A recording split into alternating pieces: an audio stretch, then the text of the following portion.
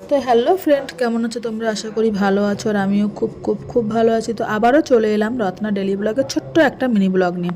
অবশ্যই তোমরা দেখতে দেখতে আমার চ্যানেলটাকে সাবস্ক্রাইব করে দিও, সাবস্ক্রাইব করতে ভুলো না কিন্তু বন্ধুরা। তো আজকের আমি বানিয়ে ফেললাম শিম আলু মাখা। তো তোমরাও একদিন বাড়িতে এটা ট্রাই করতে পারো। এটা বানানোটা খুবই সহজ আর খুব তাড়াতাড়ি হয়ে যায়, আর টেস্টটা আরও সুন্দর। তো দেখো, আমি প্রেসার কুকারে শিম আলু আর কাঁচা লঙ্কা দিয়ে সিটি দিয়ে দিলাম, দুটো সিটি দিয়ে নিলাম। তো তারপর একটা বড় গোটা পেঁয়াজ আর শুকনো লঙ্কা ভালো করে তেলে ভেজে নেব, কিন্তু খুব কাঁচাও থাকবে না, আবার খুব ভাজাও হবে না। আমার যেদিন বাড়িতে খুব তাড়াহুড়ো থাকে বা কিছু তাড়াতাড়ি বানাতে হবে, আমি সেদিন এটা ট্রাই করি।